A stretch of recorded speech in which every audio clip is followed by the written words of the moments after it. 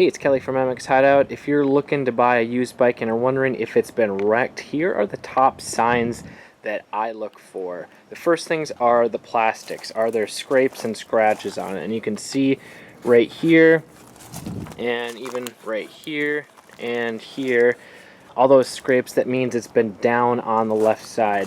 Now the plastic is fine, it's not going to affect how it rides, but if you want it to look nice, just know that you're going to have to replace the plastics, and they're not super expensive, but it's not something that I worry too much about. But if you want to buy a complete set of plastics, it's probably going to be anywhere from $100 to $200 depending on which bike you have. The next thing is the grips, because they're usually the first thing to get ripped, and you can tell this is ripped, and even this is a little bit ripped, not as bad. Now the grips themselves, they're super cheap, but if it has been down on the handlebars, there's a chance that the bars have been tweaked. So you either have to look at them or even ride the bike to know if the bike has bent handlebars. You can tell how bad the crash might have been just by looking at the bar end here. The more that is ground away, like if you look at it from the side and there's a huge chunk taken off at an angle, that means they probably fell at a pretty high speed and it was sliding, grinding across the ground, whether it was pavement or maybe even gravel.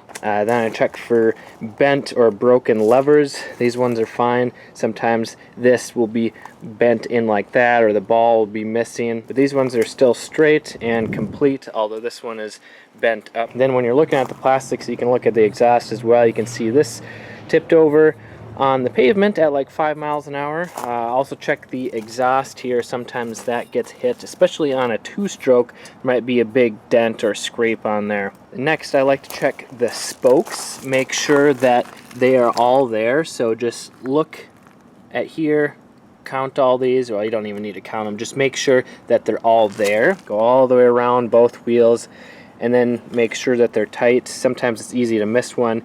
You feel it and it's loose. Well, maybe you look in there and, oh, it's broken off of the hub. Well, if it's just one broken spoke, it's not expensive, but just know that you will have to take the wheel off and take the tire off, and it's just kind of a pain to replace one spoke. But also pay attention to make sure that the wheel isn't broken or that the hub isn't cracked, because that's kind of a pain and a little more expensive to replace. You can also check the foot pegs. Sometimes they're bent. Make sure that they work properly. The brake pedal sometimes gets caught on something.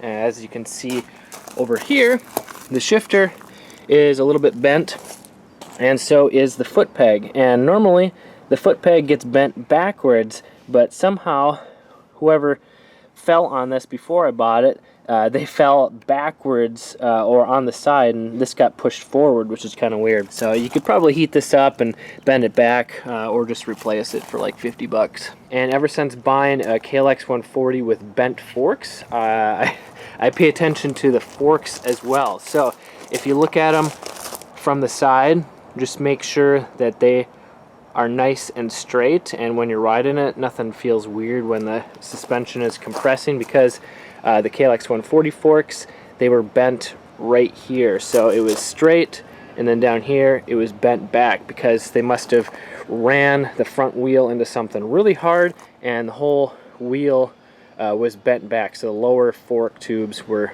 bent in towards the frame. And when I took it apart to swap some forks over, I found out that the triple clamp was also tweaked. So I had to replace basically the whole front end other than the wheel. And going back to the handlebars, sometimes the forks can be twisted in the triple clamps. So when you're on the bike and the handlebars are straight, sometimes the wheel can be pointed left or right. That doesn't necessarily mean that something is bent or broken. It could just mean that the forks are twisted or spun one way or the other in the triple clamps, and you can loosen up the wheel and then compress the forks and straighten out the wheel and tighten everything back up, or just whack it on a tree or something solid to get it back straight. And last but certainly not least, I like to look at the side of the engine and under the engine, because if someone tips over on rocks or they slam into them really hard, sometimes this frame will be crushed or bent.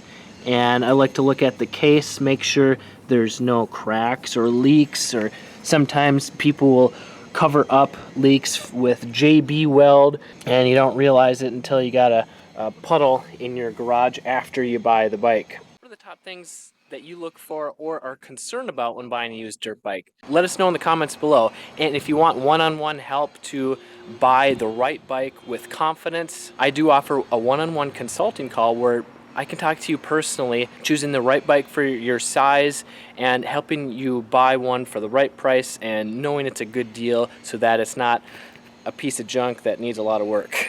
If you're interested in that, click the link in the description below. Ride safe. Have fun.